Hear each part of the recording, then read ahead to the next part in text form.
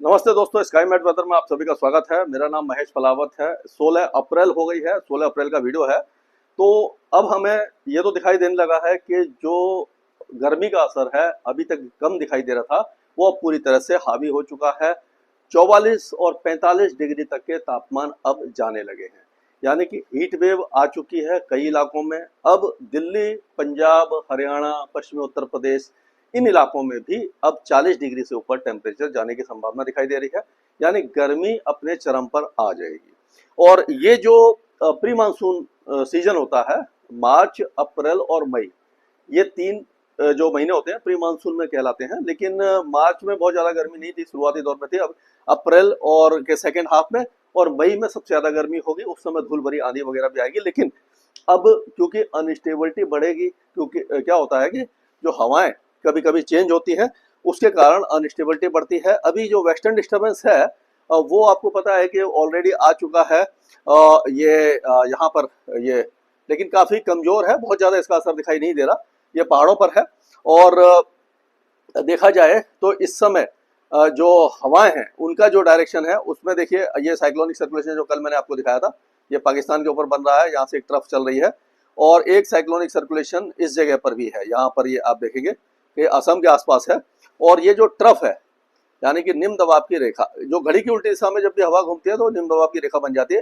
यानी कि ये घड़ी की उल्टी दिशा में अपोजिट घूम रही है। तो यहाँ पर बीच में जो जहां से ये टर्न हो रही होती है, वहां से अगर लाइन खींचे तो ये निम्न दबाव की रेखा बन जाती है, जो देश के पश्चिमी तट पर दिखाई दे रही है। और ये आप देखिए कि नमी जो है, यहाँ से थोड़ी बहुत नमी यहाँ से ये अरब सागर से यहाँ पर आ रही है, और यहाँ से फिर ये इस तरह से ये हवाएं, जो एक एंटी साइक्लोन है अरब सागर पर, तो उससे इस तरह से हवा घूम रही है। तो ये डायरेक्शन होता है हवा का, ये यहाँ से लेकर के आ रही है, लेकिन यहाँ से पूरी तरह से जो अरब सागर में नहीं लेके आ रही।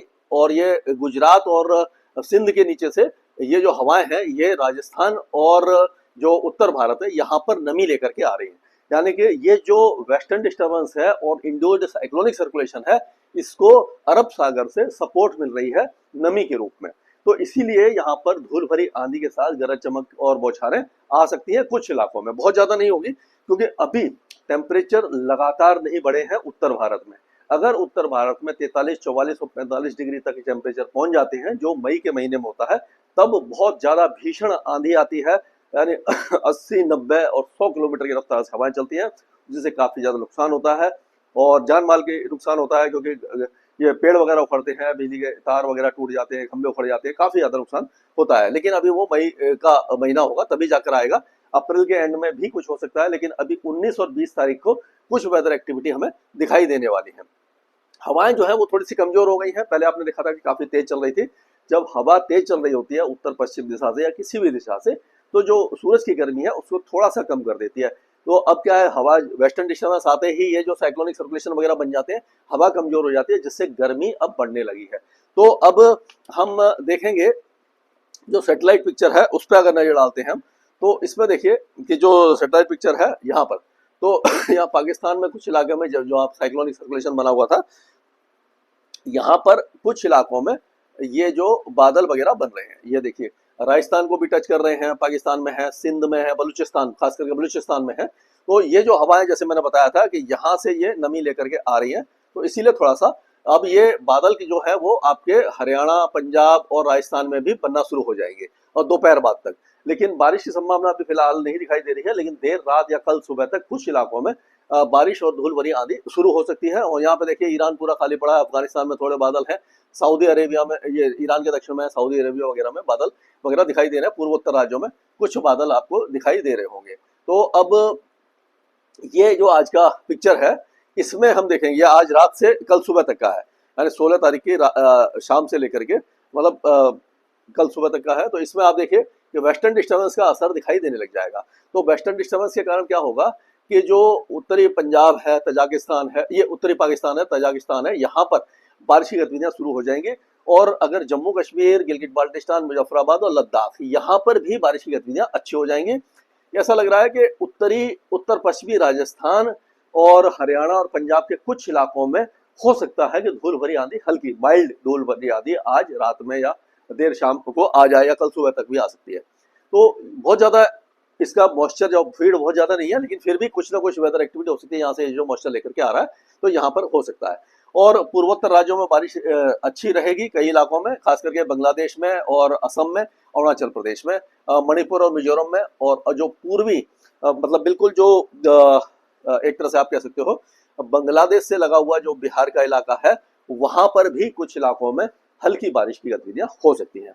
दक्षिण भारत में भी कुछ नहीं होगा, मतलब ये जो मॉइस्चर है बस यही दिखाई दे रहा है, ट्रफ बहुत ज्यादा स्ट्रॉन्ग नहीं हो रही है। ये आज का है मतलब, और ये 17 तारीख को अगर देखें, 17 तारीख से 18 तारीख की सुबह तक, तो पहाड़ों पर वही वेदर एक्टिविटी रहेगी। और ये जो पुणे वगैरह के जो इलाके हैं मध्य महाराष्ट्र में, यहाँ पर भी बादल वगैरह छाने लग जाएंगे। ये 17 तारीख और 18 तारीख की सुबह है।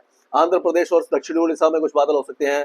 पूर्वोत्तर राज्यों में बारिश की गतिविधियों में बढ़ोतरी हो सकती है, और टेम्परेचर और ज्यादा बढ़ जाएगी, यानी गर्मी भीषण रूप ले लेगी और लू की गतिविधियां कई इलाकों में चलने लग जाएगी। अब 19 तारीख की अगर देखते हैं, हम बात करते हैं 19 से लेकर के 20 की सुबह तक, तो आप देखिए राजस्थान के कुछ इलाकों में ये भरतपुर, दौसा, करौली, सवाई माधोपुर, कोटा, और ये आपका उदयपुर, चित्तौड़गढ़, राजसमंद, डूंगरपुर, प्रतापगढ़, इस इलाके में धूल भरी आंधी के साथ कुछ बौछारें वगैरह पड़ सकती है और बादल वगैरह गरज सकते हैं।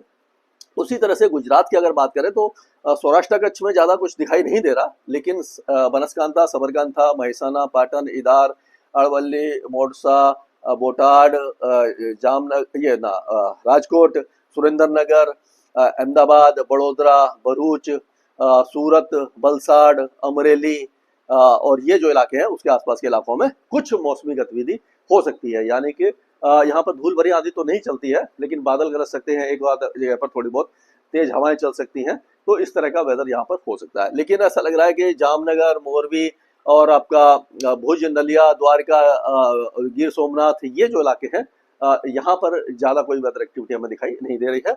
अगर हम उत्तर ये पंजाब और हरियाणा की बात करें तो यहाँ पर भी मौसम साफ रहेगा, सूखा रहेगा।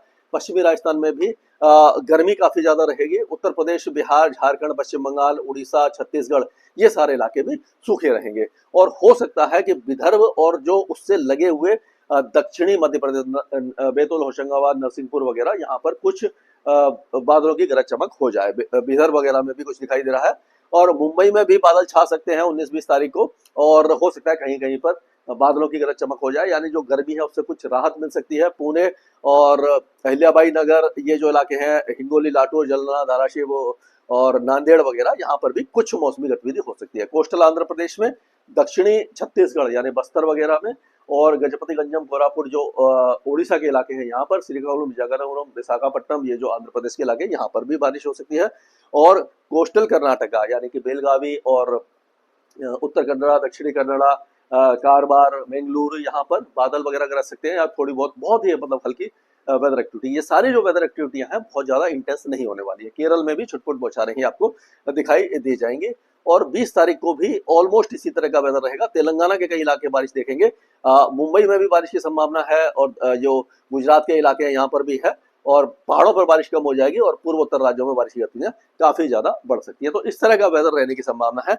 गर्मी लगातार रहेगी उत्तर भारत में, क्योंकि उत्तर भारत में कोई खास वेदर एक्टिविटी नहीं है, यहाँ पर राहत नहीं मिलेगी।